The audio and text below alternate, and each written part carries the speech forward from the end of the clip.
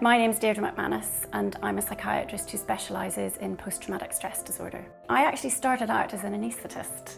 In medical school I was most interested in either anaesthetics or psychiatry, which is interesting because they're at opposite ends of the spectrum.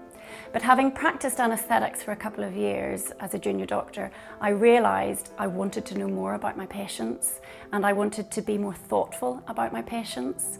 And to think about the patient as a whole, not just the biological causes of illness, but the psychological, the social, the cultural. I was interested in the patient as a whole, and since choosing psychiatry, I've never looked back. So as a consultant psychiatrist, I work both clinically and I do research and teaching.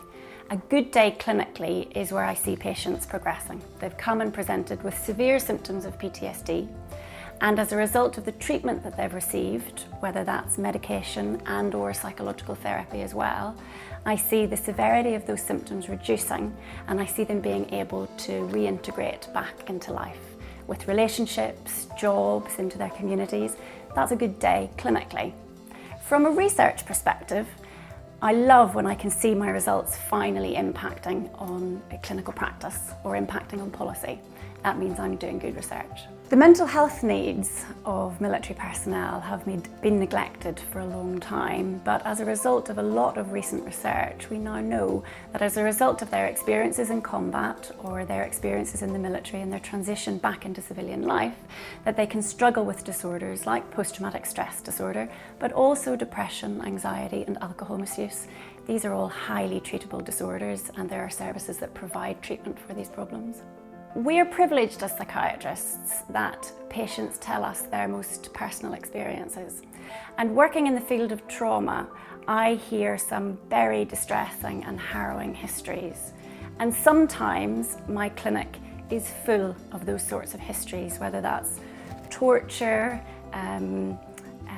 physical or sexual abuse. And sometimes I get to the end of the day and I feel a sense of despair about humanity, that people can inflict such violence on other people.